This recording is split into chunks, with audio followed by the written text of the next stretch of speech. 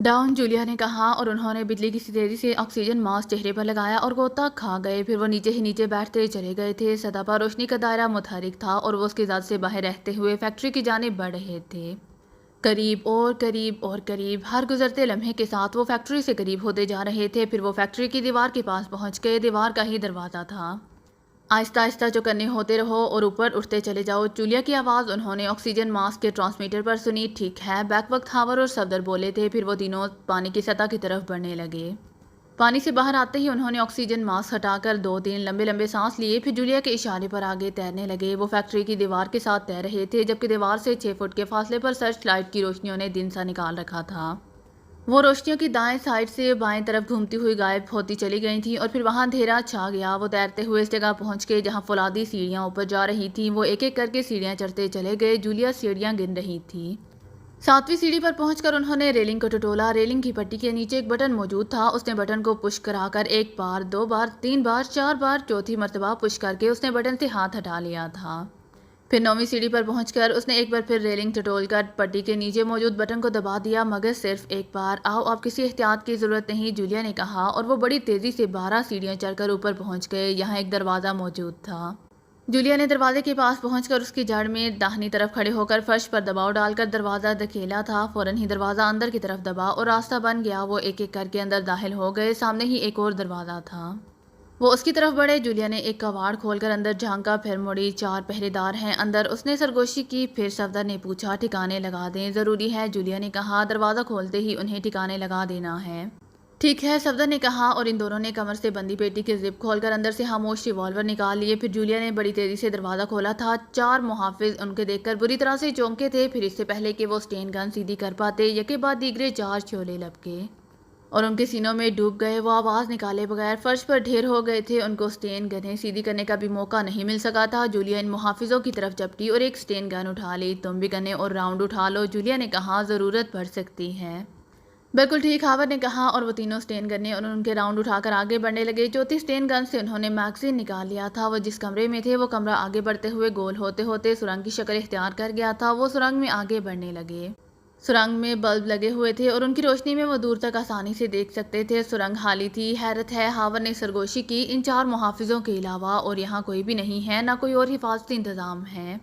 जिस दरवाजे को खोलकर हम अंदर घुसे हैं वही सबसे बड़ा हिफाजती निज़ाम है, जूलिया ने कहा। अगर मैं मैकेनिज़्म के बटन मखसूस तरीके पर ना दबाती तो 12वीं सीढ़ी पर पहुँचते ही हमें करंट झटका लगता और जलकर स्याह हो जाते, और अगर रबड़ के लिबास की वजह से वहां से बच निकलते तो दरवाजे के आसपास मौजूद लेजर शुआएं हमें रबड़ की तरह पिघलाकर राख का ढेर बना देती। ओ, इन दोनों के मुंह से निकला था। तुम्हें ये सब कुछ X2 ने बताया है? हावर ने पूछा।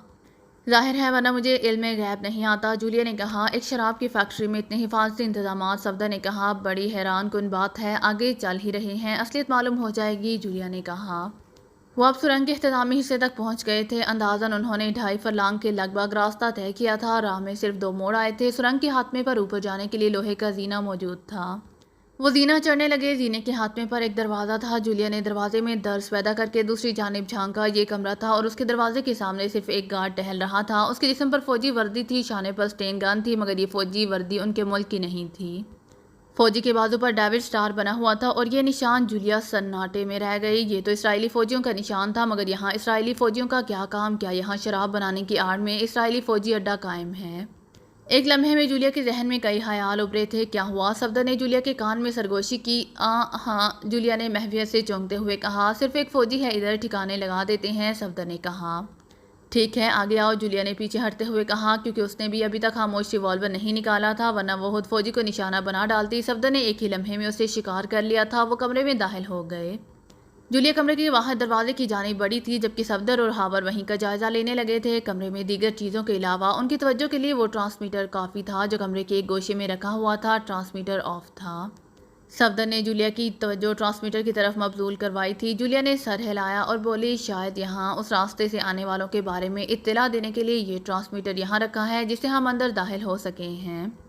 यकीनन, लेकिन अगर किसी की कॉल आ गई तो? सफदर ने कहा। क्या जवाब ना मिलने पर वो लोग मशकूक नहीं हो जाएंगे? ना सिर्फ मशकूक, बल्कि जब दरियाफ्ते हाल के लिए यहाँ आने वालों को मुहाफिज की लाश मिलेगी तो वो समझ जाएंगे कि कोई नाजायज़ तौर पर अंदर दाखिल हुआ है। پھر ہماری تلاش شروع کر دی جائے گی مسٹر صفدر، اور یہ ہمارے لیے اچھا نہ ہوگا۔ صفدر نے کہا۔ پھر جولیا نے کہا تم ہی بتلاؤ کہ کیا کریں، فی الحال کچھ سمجھ میں نہیں آ رہا۔ صفدر نے کہا کیونکہ ہم میں سے کوئی یہاں رکنے کا خطرہ مول نہیں لے سکتا۔ اگر رکنے کا خطرہ مول لے بھی لیا جائے تو اس سے فائدہ کوئی نہیں ہوگا۔ جولیا نے کہا لہٰذا اس ٹرانسمیٹر کو بھول جاؤ، کیوں نہ اسے ساتھ لے چلیں۔ ہاورڈ نے کہا ہاں یہ ممکن ہے۔ جولیا نے کہا مگر اس میں ایک قباحت ہے۔ وہ کیا؟ ہاورڈ نے پوچھا۔ اگر یہ ٹرانسمیٹر بگڑا ہوا تو وہ ہمیں آسانی سے ٹریس کر لیں گے، پھر لے جانا بیکار ہے۔ ہاورڈ نے کہا ہاں آؤ وقت ضائع مت کرو۔ جولیا نے کہا۔ وہ اس کمرے سے باہر نکل آئے۔ ان کے جسموں پر اب بھی پیراکی کا لباس موجود تھا اور کمر سے آکسیجن سلنڈر بندھے ہوئے تھے۔ پیروں میں ربڑ کے ہی جوتے تھے۔ جوتوں پر سے انہوں نے صرف پیراکی میں مدد دینے والے پارنما حصے الگ کر لیے تھے۔ یہ ایک راہداری تھی اور اس کا اختتام آگے ایک زینے کے پاس نظر آ رہا تھا۔ وہ محتاط انداز میں آگے بڑھتے چلے گئے۔ تینوں پوری طرح چوکنے اور ہر خطرے کا مقابلہ کرنے کے لیے تیار تھے۔ زینے کے پاس پہنچ کر جولیا نے نیچے کی جانب جھانکا اور چونک پڑی۔ ایسا لگ رہا تھا جیسے وہ کئی منزل اوپر موجود ہیں۔ زینے خاصی گہرائی تک جاتے نظر آ رہے تھے۔ جولیا نے اوپر کی سمت دیکھا۔ ادھر زیادہ بلندی نہیں تھی جس منزل پر وہ کھڑے تھے، اس سے نچلی منزل پر کچھ محافظ موجود تھے۔ ان کے جسموں پر فوجی وردیاں تھیں اور وہ بازوؤں پر ڈیوڈ اسٹار کا بیج لگا ہوا تھا۔ جولیا چند لمحے سوچتی رہی، پھر بولی ہمیں فوجیوں سے وردیاں حاصل کرنا ہوں گی صفدر، میں بھی یہی سوچ رہا تھا۔ صفدر نے کہا ہمیں آزادانہ نقل و حرکت کرنے کے لیے یہاں موجود فوجیوں کی وردیوں میں ہی ہونا چاہیے۔ ہاورڈ نے بھی خیال ظاہر کیا۔ یقیناً مگر فوجی وردیاں حاصل کرنے سے پہلے ہمیں ایک اور کام کرنا ہے، جولیا نے کہا اور وہ چونک پڑے۔ وہ کیا؟ صفدر نے پوچھا۔ یہاں تک ہم پروگرام کے مطابق آسانی سے پہنچ گئے ہیں، جولیا نے کہا، جبکہ زیادہ خطرات کی توقع تھی۔ ہاں پھر صفدر نے پوچھا ہمیں اس بارے میں X2 کو حالات سے باخبر کر دینا چاہیے۔ ہاں صفدر نے کہا۔ دونوں پارٹیوں کو ہدایت یہی دی گئی تھی کہ جیسے ہی وہ اندر داخل ہو کر محفوظ انداز میں آگے بڑھ کر کسی خاص جگہ پہنچیں، فوراً ہی X2 کو اس کے بارے میں اطلاع دیں، اور جولیا کی دانست میں وہ اب تک ایک خاص مقام پر پہنچ چکے تھے اور X2 کو اس کی اطلاع دینا ضروری ہو گیا تھا۔ X2 نے اپنے ماتحتوں کو دو پارٹیوں کی شکل میں اس طرف روانہ کیا تھا۔ ایک پارٹی میں جولیا، صفدر اور ہاورڈ شامل تھے اور دوسری میں صدیقی، چوہان، نعمانی اور تنویر۔ تیسری پارٹی عمران تھا جس کے بارے میں انہیں معلوم تھا کہ وہ اکیلا ہی تیسرے راستے سے اندر داخل ہوگا، جبکہ پہلے خشکی کے راستے سے جولیا والی پارٹی کو اور زیریاب راستے سے صدیقی والی پارٹی کو اندر داخل ہونا تھا۔ تیسرے راستے کا انتخاب عمران نے اپنے لیے کیا تھا اور روانگی سے قبل ان سب کو X2 نے ہر بات اچھی طرح سے سمجھا دی تھی۔ وہ اب تک اسی کے مطابق آگے بڑھتے رہے تھے۔ پھر ٹرانسمیٹر نکالو، سوچ کیا رہی ہو؟ ہاورڈ نے کہا۔ او ہاں، جولیا نے کہا اور کمر سے بندی پیٹی سے سگریٹ کے پیکٹ جتنا ٹرانسمیٹر نکال کر اس کا راڈ باہر نکالا اور X2 کو کال کرنے لگی۔ وہ چاروں لانچ سے اترنے کے بعد زیریاب سفر کر رہے تھے۔ ان کے پاس بھی وہی سب کچھ تھا جو جولیا والی پارٹی کے پاس تھا، صرف وہ گنیں زیادہ تھیں جو زیریاب دست بدست لڑائی سے پہلے دشمن کو مارنے کے لیے استعمال ہوتی تھیں۔ یہ سیکرٹ سروس کی لیبارٹری میں تیار کردہ خاص قسم کی گنیں تھیں۔ ہر گن کے میگزین میں 50 تیر نما گولیاں تھیں اور ان کی نوکیں زہریلی تھیں۔ حریف کے جسم میں لگنے کے 20 سیکنڈ کے اندر اندر زہر پورے جسم میں پھیل کر اسے مار ڈالتا تھا۔ وہ بڑی تیزی سے پانی کے اندر ہی اندر آگے بڑھتے جا رہے تھے۔ ان کے آکسیجن ماسک کے اوپر ٹارچ نما لائٹ موجود تھی جس کی روشنی میں 10-12 گز دور تک پھیل رہی تھی، اور وہ سمندر کے جانوروں کو دیکھ رہے تھے۔ بائیں سمت دفتن ان سب کو اپنے آکسیجن ماسک کے ٹرانسمیٹر پر صدیقی کی آواز سنائی دی اور وہ بائیں سمت ہو گئے۔ کسی گول سی چیز کا دھیان رکھنا، صدیقی نے پھر کہا۔ گول سی چیز کی وضاحت کرو، تنویر نے پوچھا۔ وہ کسی بہت بڑے بوائلر کے گول ڈھکن جیسی ہوگی اور سمندر میں موجود زمین کی دیوار میں پیوس نظر آئے گی۔ ٹھیک ہے، تنویر نے کہا، خیال رکھیں گے۔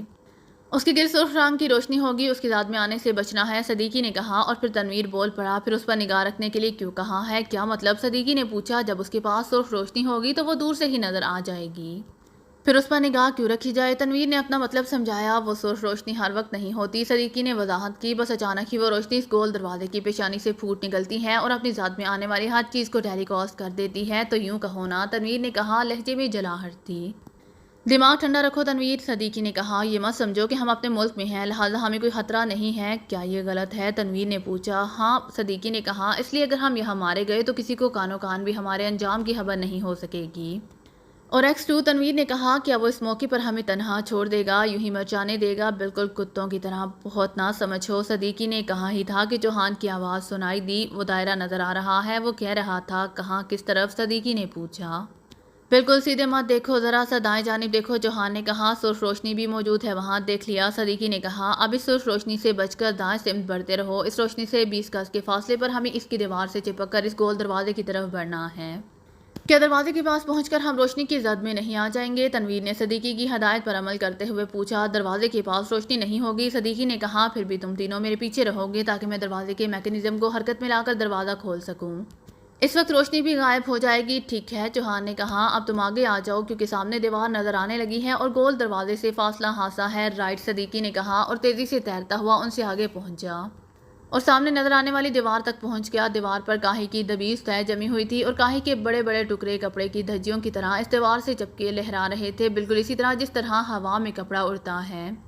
صدیقی نے ماسک میں موجود ٹارچ کی روشنی میں دیوار اچھی طرح سے جائزہ لینا شروع کیا۔ اسے ایک حصے کی تلاش تھی جو چوکور ہو اور کاہی کے رنگ سے اس کا رنگ ذرا مختلف ہو۔ جلد ہی وہ اس چوکور ٹکڑے کی تلاش کرنے میں کامیاب ہو گیا تھا۔ اس نے ٹکڑے پر ہاتھ پھیرا اور اس میں موجود ڈھکن کو پکڑ کر کھینچ لیا۔ فوراً ہی وہ چوکور ٹکڑا کسی کیواڑ کی طرح الگ ہو گیا۔ صدیقی نے ٹارچ کی روشنی میں دیکھا کیواڑ کھل جانے کے بعد اب اندر ایک کی بورڈ سا نظر آنے لگا تھا۔ اس کی بورڈ میں 1 سے 10 تک نمبر تھے اور ABCD انگریزی کے 4 حروف نظر آ رہے تھے۔ صدیقی نے کمر سے بندی پیٹی کی زپ کھول کر اندر سے ایک آئل کلاتھ کا ٹکڑا نکالا، پھر اس پر لکھی ہوئی تحریر پڑھنے لگا۔ یہ اسی کی بورڈ کو آپریٹ کرنے کی ہدایت تھیں۔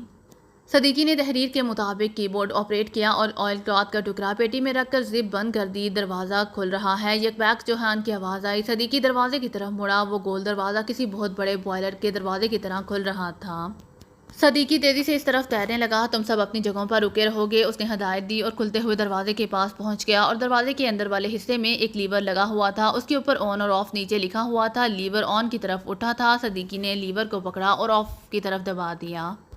فوراً ہی ایسا لگا جیسے پانی میں روشنی ہو گئی ہو۔ انہوں نے چونک کر دیکھا، کھلے ہوئے دروازے کے اندر سے روشنی باہر آ رہی تھی۔ یہ کیسی روشنی ہے؟ تنویر کی آواز آئی، آ جاؤ ہمیں اندر داخل ہونا ہے، صدیقی نے کہا اور وہ ایک ایک کر کے اسی گول دروازے سے اندر داخل ہو گئے۔ دروازے کے پاس تم نے کیا دیکھا تھا؟ چوہان نے پوچھا۔ دروازے اور اس کے اندر ریڈیو ایکٹیو لہریں تھیں، اگر ہم اسے چھو لیتے یا لیور دبائے بغیر اندر داخل ہوتے تو راکھ بن جاتے۔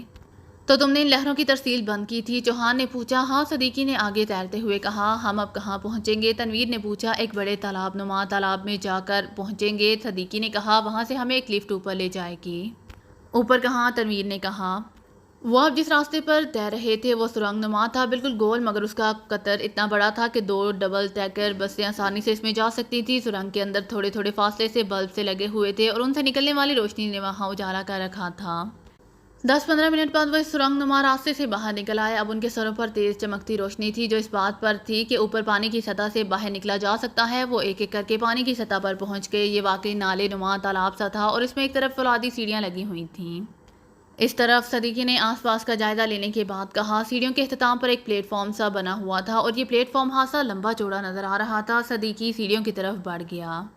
وہ سیڑھیوں کی طرف بڑھا ہی تھا کہ اچانک چونک پڑا۔ پانی میں بڑی تیز ہلچل ہوئی تھی، ایسا لگا تھا کہ جیسے وہاں طوفان آ گیا ہو۔ پھر ان کے سانس سینے میں اٹکے رہ گئے، دل دھڑکنے کی رفتار بڑھ گئی اور ایسا لگا جیسے ان کی آنکھیں پترا گئی ہوں۔ وہ شے ہی ایسی تھی جو پانی سے ابھر کر ان کے اور فولادی سیڑھیوں کے درمیان حائل ہو گئی تھی۔ یہ ایک آکٹوپس تھا، للجلا سا مگر بے حد خوفناک اور درجنوں سونڈ نما بازو رکھنے والا۔ وہ آہستہ آہستہ ان کی طرف بڑھا، وہ نہیں بلکہ اس کی لمبی لمبی سونڈیں ان کی طرف بڑھی تھیں۔ ان کا سکتہ ٹوٹا۔ ہوشیار، صدیقی چلایا، گھنے سنبھالو اور 4 مختلف سمتوں میں پھیل جاؤ اور حملہ کرنے کے لیے موقع کی طاق میں رہو۔ ہمیں ایک جگہ رہنا چاہیے، چوہان نے کہا۔ نہیں، صدیقی نے کہا، ایک جگہ رہنے سے وہ ایک ہی سونڈ میں ہم چاروں کو دبوچ کر ہماری ہڈیاں توڑ ڈالے گا۔ اور چوہان کے منہ سے نکلا اور وہ چاروں طرف پھیل گئے۔ زہریلے تیر والی گنیں اب ان کے ہاتھوں میں تھیں اور وہ موقع کی تلاش میں تھے۔ پھر سب سے پہلے تنویر نے فائر کیا تھا۔ سنسناتا ہوا تیر گن سے نکل کر آکٹوپس کے قریب آنے جانے والی سونڈ میں ترازو ہو گیا۔ تیر کھانے والی سونڈ بری طرح سے تڑپی اور اوپر اٹھتی چلی گئی، پھر وہ بڑی تیزی سے نیچے گری تھی۔ اگر تنویر بجلی کسی تیزی سے میری ایک طرف نہ ہو جاتا تو وہ اس کی زد میں آ جاتا۔ اب وہ چاروں طرف سے آکٹوپس پر زہریلے تیر برسا رہے تھے اور وہ کوشش کر رہا تھا کہ اپنی لمبی لمبی للجلی سونڈوں میں ان چاروں کو جکڑ لے۔ موت اور زندگی کی جنگ ان کے درمیان شروع ہو چکی تھی۔ دفتن تنویر کی چیز سنائی دی۔ انہوں نے پلٹ کر دیکھا، آکٹوپس نے تنویر کو جکڑ لیا تھا۔ تنویر آکٹوپس کی سونڈ میں لپٹا پانی کی سطح سے کئی فٹ اونچا اٹھا ہوا تھا۔ ابھی وہ تنویر کو دیکھ ہی رہے تھے کہ چوہان کی چیخ سنائی دی۔ آکٹوپس نے اسے بھی جکڑ کر پانی سے اٹھا لیا تھا۔ نعمانی سنبھلو، صدیقی نے چیخ کر کہا۔ اس نے آکٹوپس کی ایک سونڈ کو نعمانی کے سر پر پہنچتے دیکھ لیا تھا۔ فوراً ہی نعمانی پانی میں غوطہ لگا گیا۔ سونڈ پہلے پانی کی سطح پر تڑپتی رہی، پھر وہ پانی کے اندر اتر گئی۔ اس دوران صدیقی اپنی طرف آنے والی سونڈوں پر 25-30 تیر چلا چکا تھا، مگر لگتا تھا کہ ان تیروں کے زہر کا آکٹوپس پر کوئی اثر نہیں ہو رہا تھا۔ یکبیک نعمانی دور تالاب کی سطح پر ابھرا۔ وہ ابھی تک محفوظ تھا، جبکہ ماسک ٹرانسمیٹر پر وہ تنویر اور چوہان کی آوازیں سن رہے تھے۔ وہ خوفزدہ نہیں تھے، بلکہ بڑی سنجیدگی اور جیداری سے خود کو آکٹوپس کی سونڈوں کی گرفت سے چھڑانے کی جدوجہد کر رہے تھے۔ دفتن نعمانی، تنویر کی چیخ سنائی دی۔ اس نے بچنے کی جدوجہد کرنے کے دوران نعمانی پر بھی نگاہ کر رکھی تھی اور آکٹوپس کی سونڈ کو اس کی طرف بڑھتا دیکھ کر اس نے چلا کر نعمانی کو آگاہ کیا تھا، مگر اس کو کیا جاتا کہ بیک وقت دو طرف سے دو سونڈیں بڑی نعمانی کی طرف بڑھی تھیں۔ وہ ایک سے بچنے کے لیے تیر کر ایک طرف ہٹا ہی تھا کہ دوسری سونڈ نے عقب سے اسے گرفت میں لے لیا۔ صدیقی نے پے در پہ کئی تیر اس سونڈ پر چلائے تھے جس نے نعمانی کی گرفت میں لیا تھا، بغیر یہ دیکھے کہ عقب سے ایک سونڈ اس کے پاس پہنچ چکی ہے۔ پھر وہ اس وقت خطرے سے آگاہ ہوا تھا جب سونڈ اسے گرفت میں لے چکی تھی۔ X2 کے جیالے موت کی منہ میں پھنس چکے تھے، زندگی ان سے دور جا رہی تھی اور وہ موت کے شکنجے میں پھنسے تڑپ رہے تھے۔ موت کا بھیانک سایہ آہستہ آہستہ ان کی طرف بڑھ رہا تھا۔ ابھی تک دونوں میں سے ایک ٹیم کی طرف سے بھی کوئی اطلاع نہیں آئی۔ لانچ کے عرصے پر کھڑے ہوئے بلیک زیرو نے کہا ابھی وہ پہنچے ہوں گے۔ عمران نے سنجیدگی سے کہا آدھا گھنٹہ ہو چکا ہے انہیں گئے ہوئے۔ ہاں مگر انہیں ہدایت یہی دی گئی تھی کہ جب وہ محفوظ مقام سے اندر داخل ہو کر کسی خاص جگہ پہنچ جائیں تو انہیں اطلاع دیں۔ ممکن ہے ابھی وہ اندر داخل نہ ہو سکے ہوں اور یہ بھی ممکن ہے کہ وہ کسی خاص جگہ پر پہنچ سکے ہوں یا نہیں، ٹرانسمیٹر پر رابطہ قائم کرنے کا موقع نہ مل رہا ہو۔ شاید، بلیک زیرو نے کہا۔ چند لمحے سوچتا رہا، پھر بولا آپ کی شادی واقعی آپ کے لیے مصیبت بن گئی ہے؟ ہاں، اور اسی لیے میں اس جھنجھٹ سے دور رہنا چاہتا تھا۔ کیا ہم کوئی اور طریقہ اختیار نہیں کر سکتے تھے؟ مثلاً کیا؟ عمران نے پوچھا۔ یہی کہ اچانک فوجی ایکشن لیا جاتا، جانتے ہو اس سے کیا ہوتا؟ عمران گرایا۔ کیا وہ ان دونوں کو مار ڈالتے؟ بلیک زیرو نے کہا ہاں، اور ہمیں ان کی راکھ تک نہیں ملتی۔ بات معقول تھی۔ بلیک زیرو نے سر ہلایا۔ اس کے علاوہ ہمیں بہت بڑا فوجی آپریشن کرنا پڑتا اور اس کے لیے جواب دہی دینی پڑتی، وجہ بتانی پڑتی۔ کیا ہم X2 کے اختیارات استعمال نہیں کر سکتے تھے؟ ہاں، مگر جب وہاں سے کچھ برآمد نہ ہوتا تو؟ عمران نے کہا کیا اس کے بعد اس ایکشن کے سلسلے میں جواب دہی نہیں کرنی پڑتی؟ ہاں، بلیک زیرو نے اس بات میں سر ہلایا۔ دوسرے سیٹ راشد یا کرنل ڈیوڈ مقامی طور پر بے حد با-رسو آدمی ہے۔ جب ایکشن کے بعد ندامت کے سوا کچھ ہاتھ نہ آتا تو وہ زبردست واویلا کرتا اور X2 کی ساکھ بری طرح متاثر ہوتی، اور آپ یہ نہیں چاہتے تھے؟ بلیک زیرو نے کہا ہاں، اور انہی وجوہات کی بنا پر میں نے خفیہ کارروائی کرنے کا فیصلہ کیا تھا۔ عمران نے دور سمندر کے سینے پر چلنے والی روشنیوں کو گھورتے ہوئے کہا کیا کارل نے آپ کو صحیح معلومات فراہم کی تھیں؟ ہاں، عمران نے کہا اگر اس نے فیکٹری کے نقشے میرے حوالے نہ کیے ہوتے تو میں اسے جھوٹ سمجھتا اور شک کی نگاہ سے دیکھتا، پھر تو اب تک ان کو اندر داخل ہو جانا چاہیے تھا۔ میں اب زیادہ دیر انتظار نہیں کر سکتا۔ عمران نے کہا کیا دونوں پارٹیوں کی رپورٹ آئے بغیر آپ تیسرے راستے سے اندر جائیں گے؟ بلیک زیرو نے پوچھا۔ مجبوری ہے، عمران نے کہا۔ میں لوگوں کی رپورٹ کے انتظار میں وقت ضائع نہیں کر سکتا کالے صفر، لیکن ان دونوں میں سے کسی کی بھی رپورٹ آ جاتی تو ہمیں کارل کے جھوٹ سچ کا پتہ چل جاتا۔ پتہ نہیں وہ کب رپورٹ دیں گے؟ عمران نے کہا اگر ان لوگوں نے آدھے گھنٹے تک رپورٹ نہیں دی تو کیا میں یہاں ہاتھ پر ہاتھ رکھ کے ان کی رپورٹ کا انتظار کرتا رہوں گا؟ کالے صفر بولو آپ کی بات صحیح ہے، مگر احتیاط کا تقاضا یہی تھا کہ آپ انتظار کر لیتے۔ رپورٹ اب تم وصول کر لینا۔ عمران نے کہا میں اپنے ٹرانسمیٹر پر اسے سن لوں گا اور ضرورت پڑی تو ہدایات دے دوں گا۔ جیسے آپ کی مرضی۔ بلیک زیرو نے کہا میرے سمندر میں اترنے کے بعد تم واپس چلے جاؤ گے؟ عمران نے کہا ماتحتوں کے پاس جو ٹرانسمیٹر ہیں وہ 1000 میل کے ایریے میں کارآمد ہے، تم دانش منزل میں رہ کر ان کی رپورٹیں وصول کر سکتے ہو۔ میرا خیال کچھ اور تھا، بلیک زیرو نے کہا۔ میرے ساتھ جانا چاہتے ہو؟ عمران نے پوچھا۔ ہاں، بلیک زیرو نے اس بات میں سر ہلایا۔ نہیں، عمران نے کہا میں نہیں چاہتا کہ میرے اور ساری ٹیم کے ساتھ تم بھی پھنس جاؤ اور کوئی مدد دینے والا بھی نہ رہ جائے۔ کیا مطلب؟ بلیک زیرو چونکا تھا۔ میری چھٹی حس کہہ رہی ہے کہ یہ معاملہ اتنا آسان نہیں ہے جتنا نظر آ رہا ہے۔ عمران نے سوچ میں ڈوبے ہوئے لہجے میں کہا آپ خطرہ محسوس کر رہے ہیں؟ خطرہ ہی خطرہ ہے، عمران نے کہا، مگر میں سوچ رہا ہوں کہ ایک شراب بنانے والی فیکٹری میں زیر آب اتنے محفوظ اور خفیہ راستے بنانے کی ضرورت کیوں محسوس کی گئی ہے اور وہاں باقاعدہ گارڈ کیوں ہیں؟ آپ کے ذہن میں کیا ہے؟ بلیک زیرو نے پوچھا۔ یہی کہ وہاں شراب بنانے کے علاوہ اور بھی کوئی کام ہوتا ہے، عمران نے کہا۔ ایسا کام کہ جس کے لیے حفاظتی الیکٹرانک نظام اور مسلح گار ضروری ہیں تاکہ اندر کا راز فیکٹری سے باہر کسی صورت نہ نکل سکے۔ آخر ایسا کیا کام ہو سکتا ہے؟ بلیک زیرو نے سوچتے ہوئے کہا۔ سوچو، عمران نے کہا۔ میں بھی سوچ رہا ہوں کالے صفر، سمندر میں 150 فٹ کی گہرائی میں خفیہ راستے واقعی چونکانے والی بات ہے جناب، اور اب ہمیں اس کے بارے میں سوچنا ہوگا، اسی لیے میری چھٹی حصوں سے معمولی نہیں سمجھ رہی، عمران نے کہا۔ ان دونوں پارٹیوں کو بھی شاید آسانی سے اندر داخل ہونا نصیب نہ ہوا ہوگا، وہ ضرور کسی مصیبت میں پھنس چکے ہیں۔ ایسا آپ کال نہ آنے کی وجہ سے کہہ رہے ہیں؟ ہاں، اب اتنا وقت ہو گیا ہے کہ وہ اندر داخل ہونے کے بعد کسی خاص اور محفوظ جگہ پہنچ کر رپورٹ دے سکتے تھے۔ پھر بلیک زیرو نے کہا آپ بھی جانے پر مصر ہیں؟ ہاں، عمران نے کہا۔ اندر جائے بغیر فیکٹری کے اسرار معلوم نہیں ہو سکتے اور اب ان کا معلوم کرنا ضروری ہے، پھر تو میرا جانا اور بھی نہیں۔ عمران بلیک زیرو کی بات کاٹ کر بولا تم وہی کرو گے جو میں نے کہا ہے اور واپس دانش منزل جاؤ گے؟ چلیے، ساتھ نہیں چلتا، بلیک زیرو نے کہا۔ کیا ایسا بھی ممکن نہیں ہے کہ میں اس راستے کے قریب سمندر میں موجود رہوں جس سے آپ اندر داخل ہوں؟ نہیں، عمران نے نفی میں سر ہلایا۔ اگر میں پھنسا یا ٹیم کے دوسرے لوگ پھنسے تو وہ سمندر کا جائزہ لینے ضرور باہر نکلیں گے۔ یہ دیکھیں گے کہ کوئی اور مددگار تو باہر موجود نہیں ہے اور اس صورت میں تم بھی پھنس جاؤ گے۔ او بلیک زیرو کے منہ سے نکلا، کال کی امید کرنا اب جملہ ادھورا رہ گیا۔ دور نظر آنے والی روشنیوں میں کہیں فرق پڑا تھا کیونکہ روشنیاں اچانک مدھم ہو گئی تھیں۔ یہ کیا ہوا؟ بلیک زیرو کے منہ سے نکلا۔ غیب کا علم صرف خدا کو معلوم ہے، عمران نے کہا، اور روشنیاں مدھم ہونے کی وجہ سے فیکٹری کے اندر والوں کو سوری۔ بلیک زیرو نے کہا، کہیں ایسا تو نہیں ہے دونوں میں سے کسی پارٹی کا ان لوگوں سے ٹکراؤ ہو گیا ہو اور اس ٹکراؤ کے نتیجے میں ان کی الیکٹرک لائنوں کو نقصان پہنچا ہو اور اسی وجہ سے روشنیاں مدھم پڑ گئی ہوں۔ اگر ایسا ہوتا تو وہاں تاریکی چھا جاتی۔ بلیک زیرو نے ہنکار بھرا۔ ٹھیک اسی لمحے بلیک زیرو کے ہٹنے سے لٹکے ہوئے ٹرانسمیٹر پر کسی کال کی آمد کا اشارہ ملا۔ X2 ہیلو، عمران نے ٹرانسمیٹر لے کر آن کرتے ہوئے کہا، it is Juliana Fitz water chief. دوسری جانب سے جولیا کی آواز آئی۔ رپورٹ۔ عمران نے کہا، لہجہ سرد تھا، ہم اندر داخل ہونے میں کامیاب ہو گئے ہیں جناب۔ جولیا کی آواز آئی۔ جس راستے سے ہم اندر داخل ہوئے ہیں وہاں ہمیں کئی محافظوں کو ٹھکانے بھی لگانا پڑا ہے، البتہ ہم سب ابھی تک محفوظ ہیں۔ محافظوں کی لاشوں کا کیا کیا؟ انہیں ہم ایسے چھوڑ آئے ہیں جناب کیونکہ اس کا موقع نہیں تھا کہ لاشیں کہیں چھپائی جا سکتی یا ٹھکانے لگایا جا سکتا۔ اب تم لوگ کہاں ہو؟ عمران نے پوچھا۔ ہم جس جگہ ہیں اس کے اوپر 1 یا 2 منزلہ ہیں اور نیچے 17-18 منزلیں۔ اب یہ نہیں کہہ سکتی کہ وہ تہھانے ہیں، یہ عمارت اتنی ہی بلند ہے۔ ہوشیاری سے آگے بڑھو اور ان دونوں کو تلاش کرو۔